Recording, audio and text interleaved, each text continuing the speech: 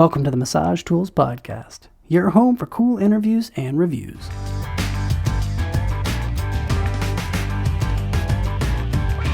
Where'd you go to massage school? I went to massage school at Southern Union State Community College in Opelika, Alabama. Okay. It's been about 14 years since I've been there. A cool fact about that is I also was an instructor at Southern Union for 5 years. Wow. Okay. Yep. Yeah. That's I love hearing when people who are really good in the field that are also teachers. So I love getting that little link. So you've been in practice for 14 years. Yep. Obviously you have your own business because you're wearing your gear. You got your logo up behind you and everything. Yep. Pro Massage. Yeah. Pro Massage. How would you describe your business or your practice? So my business and practice is mainly sports massage, pain management, and injury prevention, and sports enhancement or performance enhancements. So we try to keep our clients pain-free and pains manageable to where they can continue their day-to-day activities.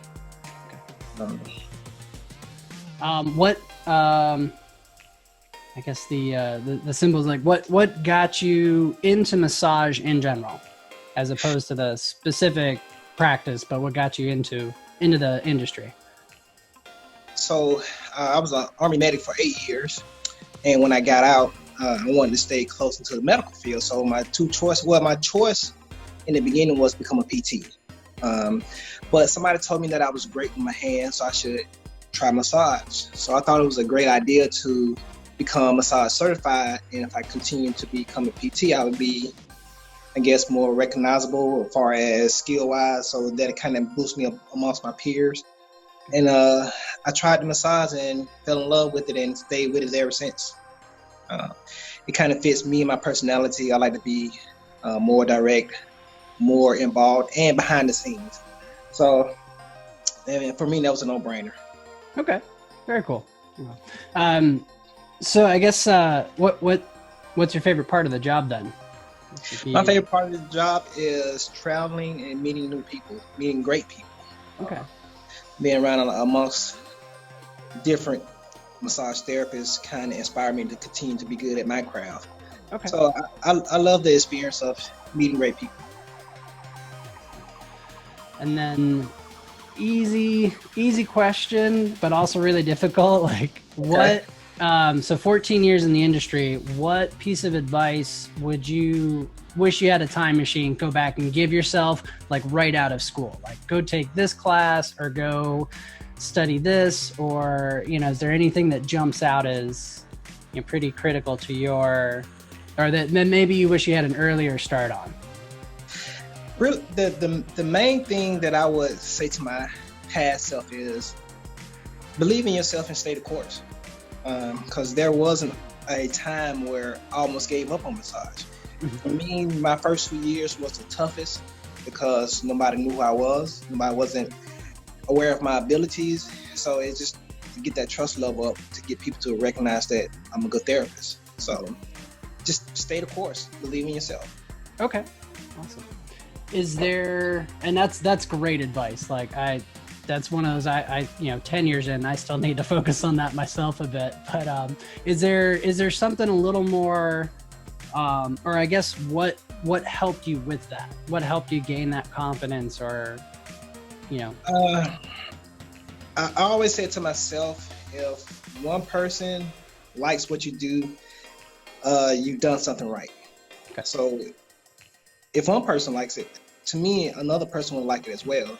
So once you get out there and let people experience your craft, then the more people start coming, the more people start, recognizing how good you are, and then it builds the confidence in you to continue to do what you do. Okay. Because if they come back, that means you're doing something right. Yeah, you can get people in the door. It's getting them to come back in the door again the second time. That's Exactly. where the magic is. Yeah. Exactly. Is there something more on the educational side you wish you had started earlier, or advice? You thought you hit it right out the gate? And if I can go back and say I knew about massage early in life, I would have did it then. Okay. I learned about massage after my first career, and just imagine if I could put that time that I lost into what I'm doing now. You can imagine how many people I could have helped back then. So. Okay. But I don't know. I feel like as a medic, you may have helped a few people. I did, but that was on a whole nother level, Sure. So I've always been a person that loves to help people, and in the way I can. That's why I strive to do, just help them as much as I can. Okay. So I guess I'd like to be of service to people. Okay. Yeah, I feel that's a common trait we'll see amongst the community is like, that's it. We want to help people. We want to serve, to take your words down. Yeah. Now to reiterate on that question now, the second part of it is I'm glad that I ran into sports massage. Okay. Sports massage, since I was an athlete, I kind of understand and know what athletes need. And that just made my career so much easier because I understood the needs, and it's a life changer for me. Excellent. All right, I guess sort of along experience and education, what is a piece of advice you give to new massage therapists? Like you mentioned, you're an instructor, so like what's the one thing you like to hammer them about? Like, hey, make sure you know this, or maybe right out of school, make sure you're doing this or whatnot, or just general success or longevity or whatever direction you want to take that question is open to you. Yeah. I always like to tell new and upcoming therapists to do it for the right reasons. Do it because you love it and do it because you want to help somebody. Don't go out searching to become rich out the gates. You're going to have to put in your work. And once you do what you do and be great at what you do, your work going to speak for itself. So do it for the right reasons. Like for me, like I said, I like to be a service for people. I like to help people. And that's why I do it. And I reap the rewards from my work speaking for me. Become very knowledgeable. Learn what you do. Specialize in what you want to specialize in. And share with great therapists, meet other therapists. Never fear that you're in competition with the next therapist across town. No, become friends with them. Learn some of their craft and make it your own. Okay. I'd like to pick apart one of those. You mentioned find the specialization that speaks to you. So, what advice do you give them for maybe finding that direction? So for me, I wanted to become specialized in prenatal and postnatal massage when I first came out of school. The opportunity for me to do sports massage came up first. So now the sports massage allows me to backtrack and specialize in that pre and postnatal massage that I was interested in. I don't know if that answered your question or not. But well, that answered the question on your personal journey. I guess if I, having been an instructor myself, like sometimes the students come in and they know what they want to do with their massage career, or at least they have an idea, because we all know that changes, can change, like you just said, prenatal to sport. But if maybe they just know they want to be in the field and serving, how might you advise somebody on finding what might be their specialization? Like to go prenatal or to go sport or? Yeah, I guess you have to dabble and dabble, try something, see how that works for you. And once you figure it out, you would know what's best for you. Like, automatically knew sports massage was for me because I was stronger. I had knowledge about sports, and with that combination, putting it towards my work, that just made me a natural. So you have to get a feel for it. You know, you can't set your goals too high, but they have to be realistic. Like Okay. you can't say I'm gonna be a great energy person and you don't understand what energy is all about. You know, you might need to be more hands-on, or you might need to be in a more relaxing setting. So, and that's another reason I started doing massage, because being a medic in the Army was stressful. So Okay. I wanted to be in a relaxing environment, so I chose massage. So, Awesome. Yeah. Yeah. Obviously we all have our own journey, and you say you wish you had started massage earlier, but I'd question if you would be the massage therapist you are had you not been the medic first. So yeah, it's all the journey is kind of can't yeah, change it, but yeah. And I'm thankful for the journey. Like you said, that journey allows me or prepared me to be who I am today. So, you know, you have to go through a little bit in order to come out successful on the back end. I guess one more big question is, what's been your favorite continuing education, or favorite curriculum kind of dabbled down, or if there's anything that really just stands out as like, oh my gosh, I love this CEU, and it doesn't even have to relate to your current practice, but just maybe a favorite or two. You know, I really don't have a specific or favorite CEU. My biggest thing was experience. The experience that I gained from the travels, meeting new therapists, meeting new coaches, being in different atmospheres, and you know, I took a lot from those experiences.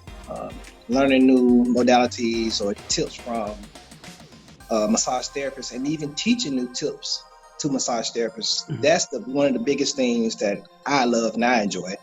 And you know, the continuing education is good, and it's great to have that knowledge and reinforcement, but nothing can beat the experience, Okay. because each scenario is different per person for me.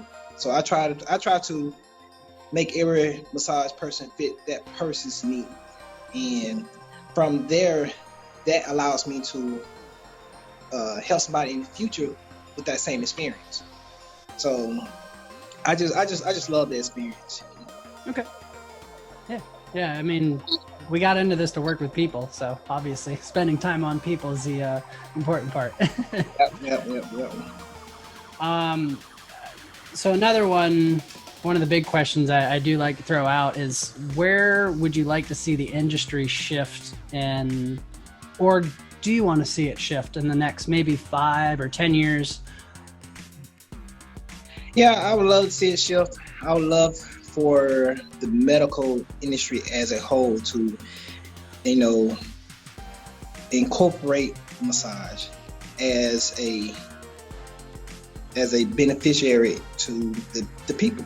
A lot of people need our resources and they can't get to them because the medical field doesn't recognize as they should. Mhm.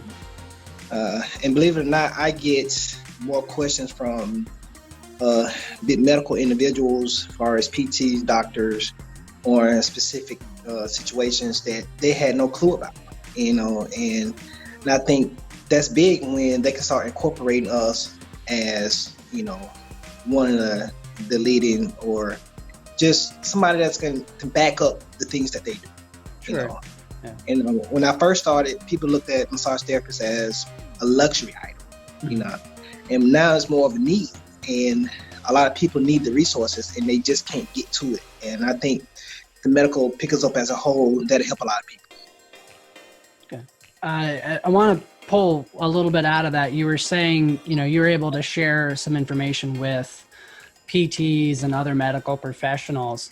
How did you end up networking with them or getting to those conversations? Were they clients? Were they people you ran across? Did they just randomly call your office? How did those conversations, what brought those conversations about? Half of it was they were clients, and the other half were my clients were speaking to them about what I've done for them. Okay. And so they became interested, and then they reach out to me, and then we have these discussions, and it goes from there. My clients, like I say, if you put in the work, your work will speak for itself, and your clients will go to war for you with about your work. So Okay. Now, did you notice after your conversations with those professionals that did you see a change in referrals from them, or was it kind of limited to the conversation? Like, was there a positive outcome to your business from that? yeah, it was a positive, because now a lot of the professionals have an idea of who's in town that can help me grow, and by them helping me, that allows them to help themselves. And I get more referrals week in and week out from that. Awesome. Yeah, and are those professionals that you've also kind of turned around and they might be the ones you refer your client out to? If you run across something that's outside your scope and you're like, hey, I got a great, pelvic floor PT that you should see, or I've got did that network build out of those questions, or did you seek out professionals for that network? It kind of led into me referring to those specific people, but I try to have a great network of those individuals. So if one doesn't work for you, then I know another one that can. Like I say, I think everybody's treatment need to be more specific, just a broad treatment. So you having extra or more individuals to refer to helps you, because you're knowledgeable, and you can send people to the right places, and you just have the best interest of the client. Okay. Awesome. And then to go back to kind of the original question of how would you like to see the massage industry shift? What do you think we as professionals in the industry can do to help foster that recognition from the medical professionals, the other medical professionals? Yeah, I would think we probably have to get like a governing body to have certain criteria that we should have that can reinforce our work. Education and knowledge plus experience, gives you a great therapist. So we had those certifications and that people can be comfortable with. I think that'll help us propel to the next level. Thank you for joining us, folks. The mission of Massage Tools Podcast is to inspire. So help us inspire you. Ask questions, leave suggestions in the comments section. Give us a like if you enjoyed the video. And if you want to see more content, please click that subscribe button, turn on your notifications, and hey, check out these links for other videos here.